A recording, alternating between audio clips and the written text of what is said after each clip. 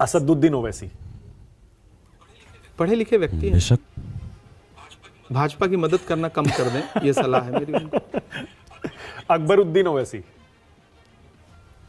नहीं, बोलने से पहले 100 बार सोचिए आपके बोले गए शब्दों का दुनिया में क्या असर होता है, वो आप नहीं समझते। मुसलमानों के नेता माना जाता है उनको, सबसे बड़े दोनों ओवैसी मैं नहीं भाइयों को। मानता अपना नेता, मैं भी मुसलमान हूँ। दिल के फपोले जल उठे सीने के दाग से, इस घर को आग लग गई घर के चिराग से।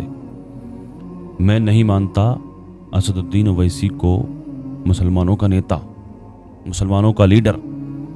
और बोलने से सोच समझ करके बोलिए, बोलने से क्या असर पड़ता है कौम पर, अवाम पर, बोलने से क्या असर पड़ता है। इस सीधी सी असदुद्दीन ओवैसी की मुखालफत कर रहे हैं इमरान प्रतापगढ़ी साहब। मैं आपको थाली का बैंगन कहता हूं भाई, आप थाली के बैंगन हैं, मैं नहीं कहता हूं। जाने कितने लोग इस बात को कहते हैं। आपने क्या कहा कि बैरिस्टर असदुद्दीन ओवैसी, हाँ पहले रुक जाए, मैं अब अभी आपको इस पर एक वीडियो और दिखाने के लिए जा रहा हूं। इमरान प्रतापगढ़ी आज ये किस तरह की बात कर रहे हैं, अभी कुछ वक्त पहले किस तरह की बात की थी। एक वक्त ऐसा था जो बैरिस्टर असदुद्दीन ओवैसी की तारीफ करते हुए चुप नहीं हो रहे थे ये, और वाह वाह वाह वाह किनारे लग रहे थे इनके लिए। क्या बात कही इन्होंने, वो वीडियो मैं अभी आपको दिखाने वाला हूं इस चीज पर, जो इन्होंने कहा कि बोलने से क्या असर पड़ता है। पहले आप देख लें अच्छा इस वीडियो को, जो इन्होंने कहा था कि बोलने से क्या असर होता है, और जो आज मुखालफत करते नजर आ रहे हैं असदुद्दीन ओवैसी साहब की, और यही इमरान प्रतापगढ़ी अभी कुछ वक्त पहले क्या बोल रहे थे। देखें जरा इस वीडियो को। बहुत सारे मसले ऐसे हैं जहां मैं उनसे इत्तेफाक नहीं रखता, लेकिन परसों जो पार्लियामेंट में हालात गुजरे हैं, मेरा मन करता है कि मुझे ये 4 मिसरे पढ़ने चाहिए। मैं पढ़ता हूं साहब कि महज एक शख्स बोला क्यों नहीं 2-3 ने बोला, महज एक शख्स बोला क्यों नहीं 2-3 ने बोला, वही हक बात बोली जो हमारे दीन ने बोला, वही हक बात बोली जो हमारे दीन ने बोला, हमारे दीन ने बोला। बहुत से और एमपी भी उसी संसद में बैठे थे। मैंने कहा ना, नजरिए का इख्तलाफ है, लेकिन जहां मुझे सच लगता है वो कोई भी हो, मैं उसकी तारीफ करने से नहीं चूकता और बुराई करने से भी नहीं चूकता, क्योंकि मैं इसीलिए जाना पहचाना जाता हूं कि सच और गलत जहां भी होगा इंशाअल्लाह उस पर बात जरूर रखूंगा। मैं पढ़ता हूं और आपसे दुआएं मांगता हूं साहब कि महज एक शख्स बोला क्यों नहीं 2-3 ने बोला, वही हक बात बोली जो हमारे दीन ने बोला। बहुत से और एमपी भी उसी संसद में बैठे थे, मगर बोला तो बस खुलकर असदुद्दीन ने बोला, मगर बोला तो बस खुलकर असदुद्दीन ने बोला। देख लिया आपने इस वीडियो को भी, बोलने से क्या असर पड़ता है। नजरिए का इख्तलाफ था उस वक्त इमरान भाई, आज किस चीज का इख्तलाफ हो गया, आज राजनीतिक इख्तलाफ हो गया, आज वोटों का इख्तलाफ हो गया।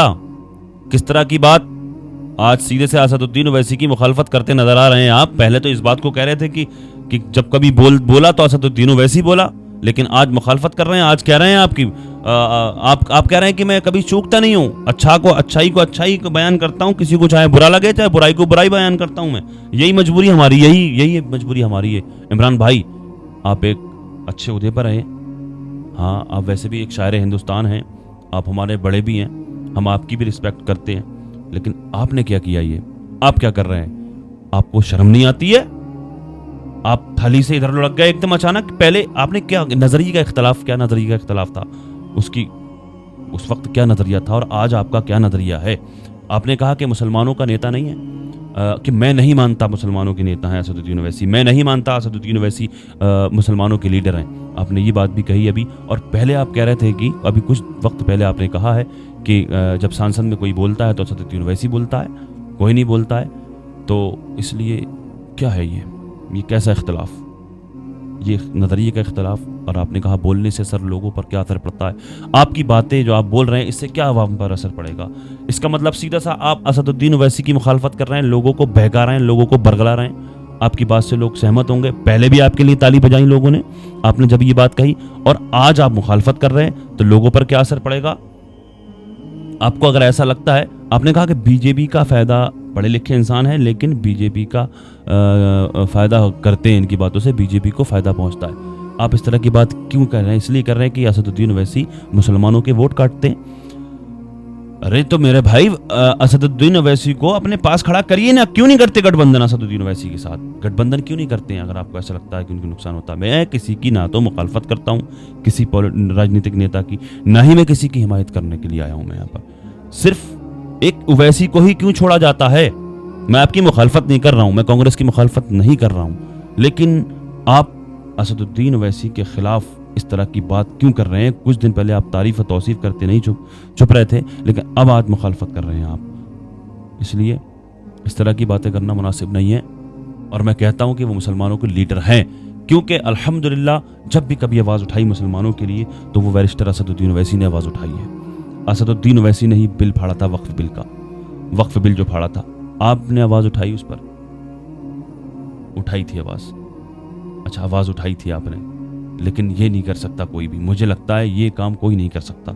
असदुद्दीन ओवैसी को आपने कहा कि मुसलमानों के लीडर नहीं है, लेकिन मैं कहता हूं मुसलमानों के लीडर हैं, बल्कि वो सबके लीडर हैं, हक की बात करते हैं, कोई भी धर्म की राजनीति नहीं करते असदुद्दीन ओवैसी।